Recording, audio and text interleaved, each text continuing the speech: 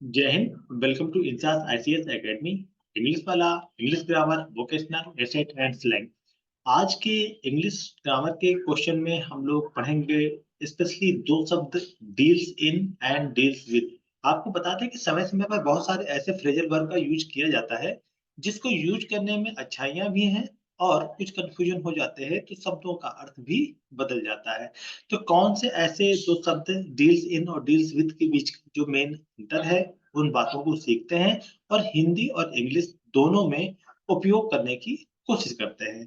आपको बता दें कि इस तरह के जो वर्ड होते हैं ये फ्रेजल वर्ब में आते हैं। फ्रेजल वर्ब होता क्या है कि किसी भी वर्ब के बाद अगर प्रीपोजिशन का उपयोग किया जाता है तो फ्रेजल वर्ब कहलाता है।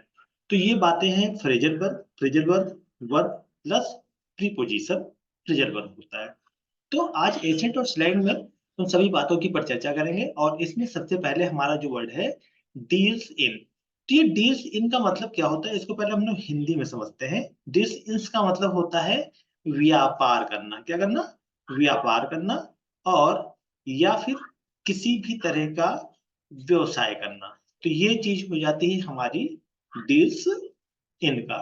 तो डील्स इन में हमेशा आप इस दो हिंदियों को सीख के रखिए। एक का मतलब होता है व्यापार करना और एक का मतलब होता है व्यवसाय करना। अगर आप किसी भी तरह का कोई भी व्यापार करते हैं, कोई भी व्यवसाय करते हैं, तो उसके लिए इंग्लिश में एक शब्द है डील्स इन। यहाँ पे मैंने आपको क्या बताया था कि किसी भी वर्ब के बाद अगर हमारा कोई भी प्रीपोजिशन यूज होता है तो क्या कहलाता है? फ्रेजल वर्ब कहलाता है। तो डील्स हमारा वर्ब है और इन प्रीपोजिशन है, इसलिए हम कह सकते हैं कि ये हमारा फ्रेजल वर्ब है। Verb plus preposition phrasal verb कहलाता है। तो डील्स इन व्यापार करना और व्यवसाय करना। Deals in means to do business of something. किसी भी तरह का अगर आप कोई भी व्यापार या व्यवसाय करते हैं तो उसको इंग्लिश में बताने के लिए डील्स इन का उपयोग किया जाता है। जैसे ही डील्स इन बुक्स, इसका मतलब यह हुआ कि वह किताबों का व्यापार करता है, वह किताबों का व्यवसाय करता है। तो डील्स इन का मतलब क्या हुआ? व्यापार करना, व्यवसाय करना, वो किसी भी चीज का हो सकता है। अब बातें करते हैं डील्स विद। डील्स विद को अगर हम हिंदी भाषा में संबंध है तो किसी भी चीज से संबंधित होता है। ठीक है, किसी भी चीज से संबंधित होना। तो संबंधित होने का मतलब क्या है? अगर आप किसी चीज से संबंधित हैं मतलब रिलेटेड टू, किसी भी चीज से संबंधित होना।